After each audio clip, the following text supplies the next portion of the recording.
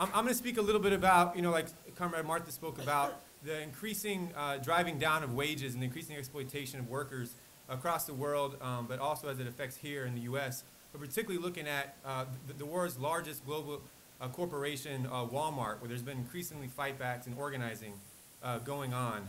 As comrades know, there's been a tremendous shift in work in the lives for almost the past 30 years, in the U.S., wrought by the process of globalization and the development of technology. There's been massive deregulation in trade, a passing of these major free trade agreements in benefit of these multinational corporations, and the emergence of hyper-specialization, where now most commodities can be produced and components manufactured all over the world to extract maximum profits. Walmart has led the retail industry to embrace this system. There's been increasing automation of the ports, as well as the deregulation of containerization in 1984, and the attacks on the trucking and deregulation industry in the 1970s, all through the global and national supply chain of commodities, and to really minimize the cost and maximize the profits.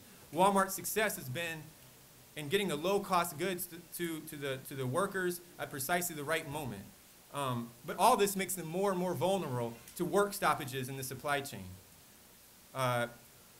Walmart is now a very important and necessary target of the labor movement. We can no longer move forward. They're expanding more and more in the communities. They're taking over, they're gobbling over more and more parts of the workforce, is shutting down smaller businesses. In the last few months, there has been a major struggle that we have never seen with a national coordination, national character that's never been seen in this country, taking on Walmart at every level of their operations. Walmart workers have been organizing in logistics industries, in warehouses that supply goods from California to New Jersey, organizing the warehouses outside of Chicago. There's been organizing in the retail stores across the country. Most of this is done in a model that we've been using in the South for the past decade or so, organizing not to immediately demand union recognition, but to help workers build power, to build non-majority unions, and to immediately express that power to the boss, but also with coordination and national coordination and public support. These workers are now organizing in four main parts of the supply chain: in the food production, in processing, in warehousing, and in retail. And workers in transportation and the ports have largely been organized already. This recent wave started in July when 8 immigrant workers that peeled the shells off the shrimps on the Gulf Coast in Louisiana went on a strike and shut down and refused, after massive wage theft and racism, they refused to work. Then in September, there was workers in California at the warehouse that went on a major strike, shutting the warehouse down, or slowing the warehouse down, marching 50 miles from Riverside to LA. The union that I work with has been organizing for 3 years workers in the major hub outside of Chicago. You see, inside Chicago, 70% of the workers there are all temporary workers. They don't work actually for the companies. They're hired by agencies, and every part of the warehouse is hired out. And so Walmart and these major corporations deny responsibility for the labor practices.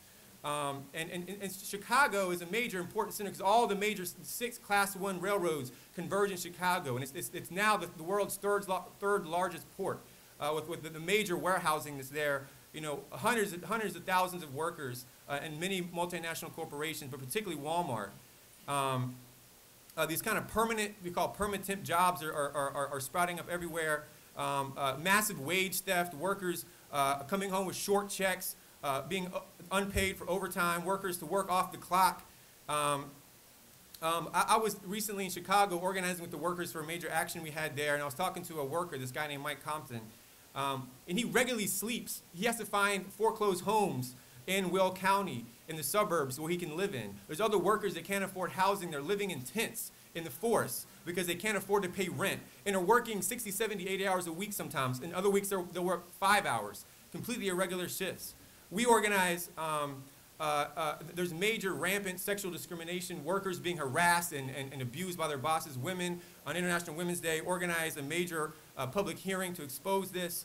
The workers then, we organized and had a delegation of workers in the plant and took on the bosses directly, and were chased down by forklifts by the boss, and chased workers out of the thing, and they went on a strike that lasted 3 weeks, galvanized in support of 38 workers on the loading docks, which resulted in a major community action of thousands of people came in March, community, clergy, and we shut down the Walmart's largest warehouse for an entire day, forced millions of dollars of shortages in the stores across the state. Our Walmart is a campaign being organized by United Food and Commercial Workers, which is organizing workers in the retail stores individually to take on and fight on a national basis. You know, Walmart is of course, trying to retaliate and push workers out. You know, when workers in Texas, the meat cutters actually organized a union in 2000. But in response to that, Walmart actually shut down and eliminated the position nationwide. In 2005, when workers in Quebec organized a retail store, Walmart just uprooted the whole shop and shut it down and took the Walmart out of the place completely. And then most recently, when there was a major shareholders meeting of Walmart in Arkansas, our Walmart took over 200 striking retail workers directly to them and forced the Vice President, Tom Mars, to negotiate and meet with the workers. And the first time ever, Walmart was forced to meet with workers in this country that are building a labor organization. Workers are now planning next Friday, the day after Thanksgiving, the largest shopping day, to shut down Walmart retail stores and have major demonstrations all across the country. They're talking about flash mobs, sit-ins, leafleting, walkouts, sit-ins, all kinds of things that are happening. Participate. There's all over the country. Look for a store by you.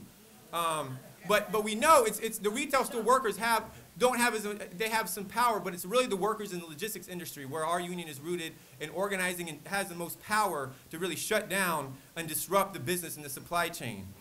So low-wage workers are winning and building power. The Federal Reserve actually admitted that Walmart had to boost their wages in response to major workers' action organizing in the mid-2000s. Walmart workers have won redress of local grievances in the shops. Schedules are being posted on time. There's being safety ramps placed. Elderly greeters have been given stools. But the most dramatic concessions have come directly from the warehouse workers that are affecting the supply chain. The workers that went on strike in the warehouse in Chicago, all of them are reinstated and given back pay for their 3 weeks strike. And we've been fighting, and after major struggles of 3 years, we forced the warehouses outside of Chicago to pay over $1 million in stolen wages and wage theft. And as a result of this, for the first time now, Walmart is accepting responsibility for its contractors and hiring the private agencies that do all the work in these warehouses across the country. So low workers are on a rise. We're going to take down Walmart. There's going to be a huge shift of unorganized workers from coast to coast, from north to south. Organize the workers, build workers' power.